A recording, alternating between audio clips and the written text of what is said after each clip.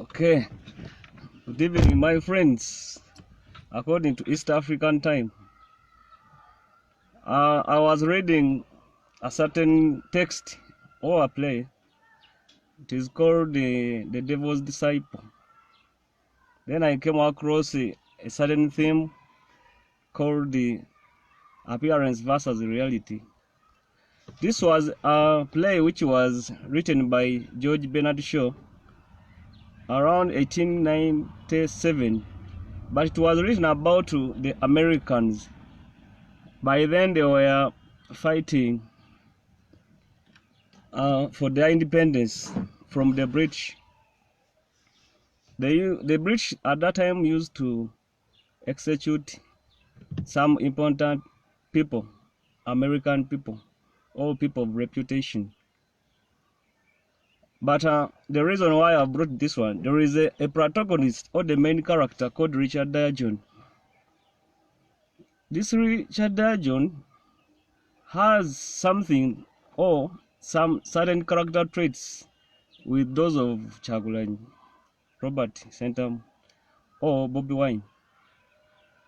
This Richard Dadgeon was treated as an outcast, a social outcast, by most of his family members.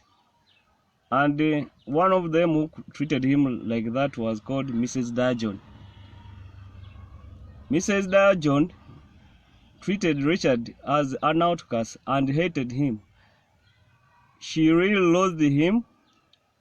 She detested him to the extent that she even made some other relatives and friends of hers hate him. She did not even end there. She went ahead and hated Essie. Essie was a cousin of Richard Dadgeon, or Dick Dadgeon. Essie belonged to Richard's uncle called Peter, who had been also executed by the British by then.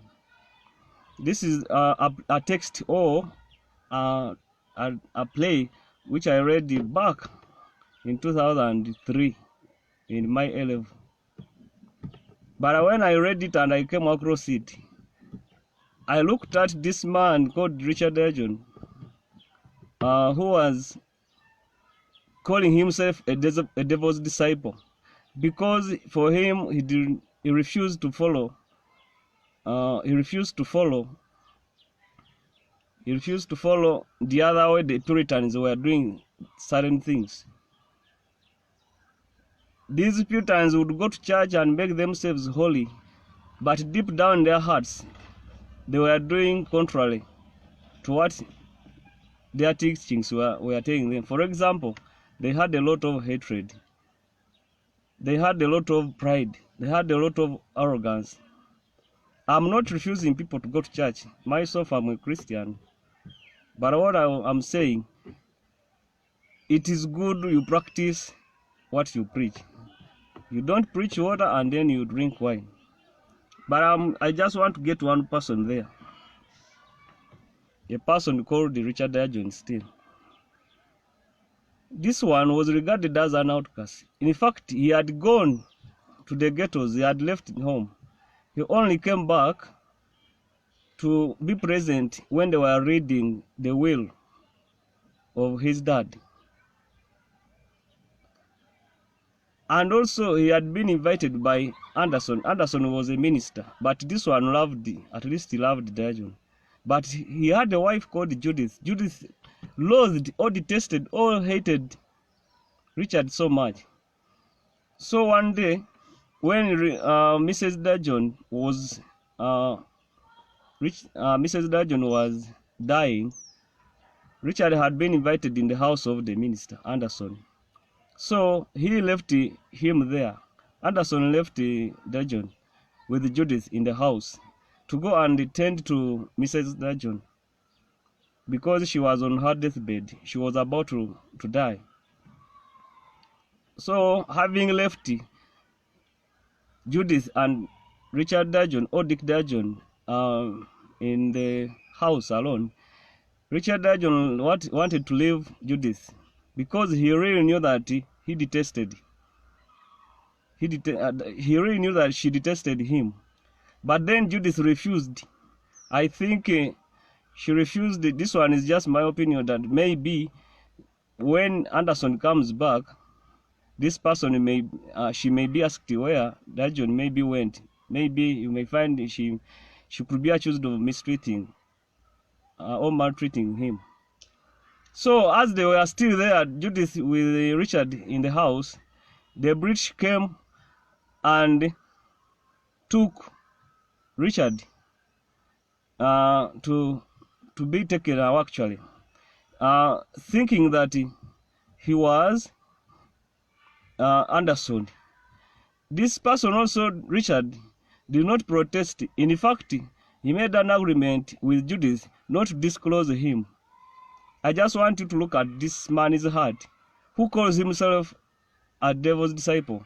Outside, appearing as a devil's disciple, but inside, the heart is that one of, I don't know, of maybe a man of God. There is a paradox here. There is what we call appearance versus reality.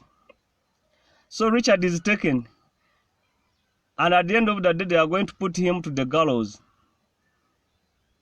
He's going to be executed. He's going to be killed.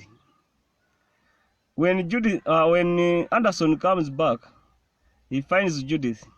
They go there. But you remember, Richard had made an agreement with Judith not to disclose this thing.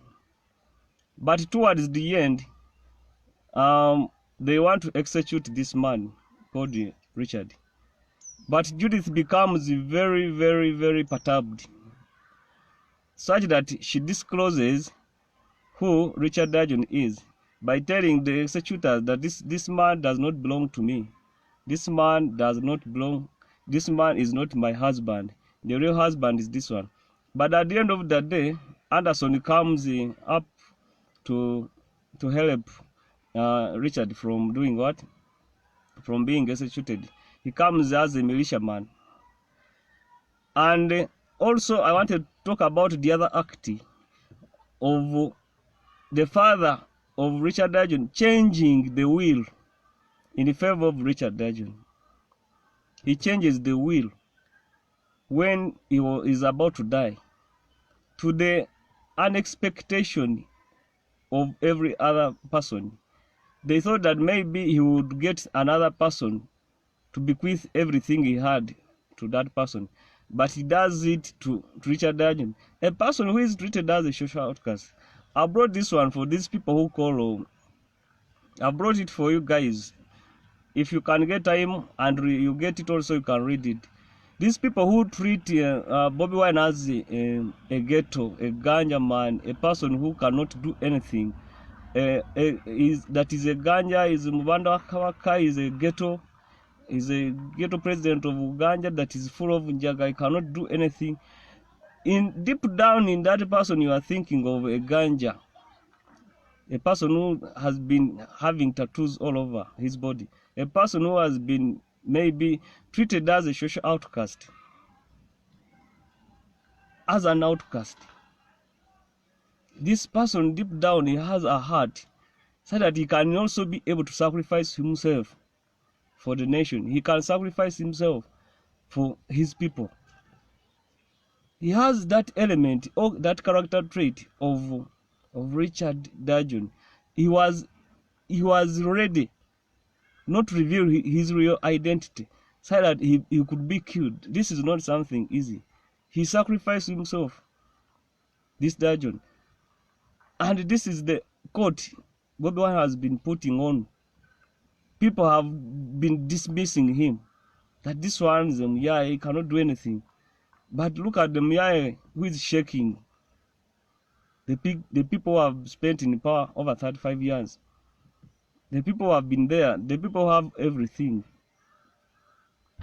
It brings to me also, it reminds me of this book I read in Animal Farm.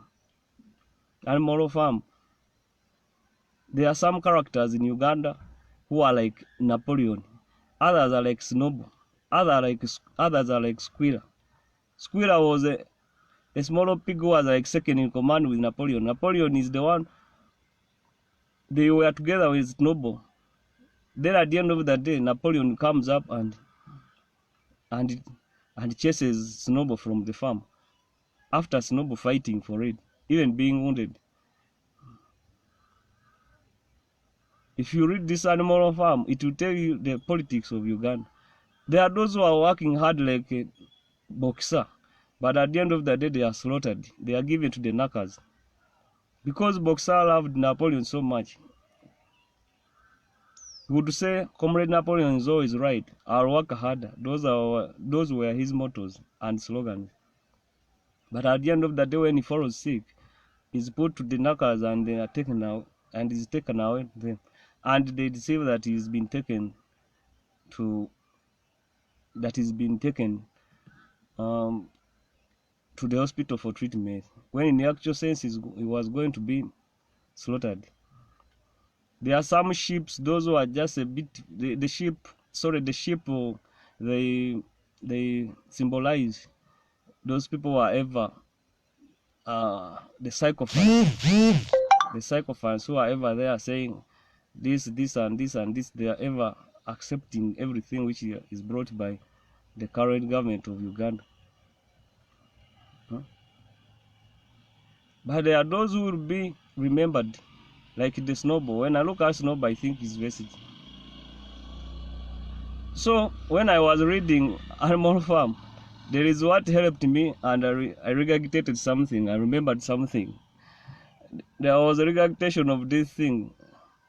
There is the president of Uganda was asked the reason when he was fighting to come into power. He was asked, "What do you think is the problem of Africa?" That the problem of Africa is is living not living power, like taking too much time in power. Then later they asked him the same question after spending some years. That what I meant that time, that people who are ever in power, who refuse to leave power when they are not being voted. When you read in Animal Farm, there is where they have a law. They had written a law that no animal shall sleep in bed. And at the end of the day, you find there is an animal. The pigs have started sleeping in beds. And then when they ask Comrade Napoleon, why is it that you guys are sleeping in what? In beds? That we are sleeping, we said the law. They went and changed the law. Squirrel said that we are sleep. The law says that no animal shall sleep in bed with sheets or bed sheets. They kept on changing the law, whereby they say all animals are equal, but some are more equal than others. When you look at Uganda, you find that the things which they were fighting in the 80s, they have come back. Avarice, selfishness, egocentrism, individualism, corruption, embezzlement of public funds, malignment, blackmail, character assassination, insecurity, painting people's names black. Things are going on. There is impunity. People in civilian clothes are moving with guns everywhere. When you watch the news, you find there is land grabbing. There is maybe people being killed. LDs have been killing people. People have been dying, and there is no any other report coming on. Let me end here.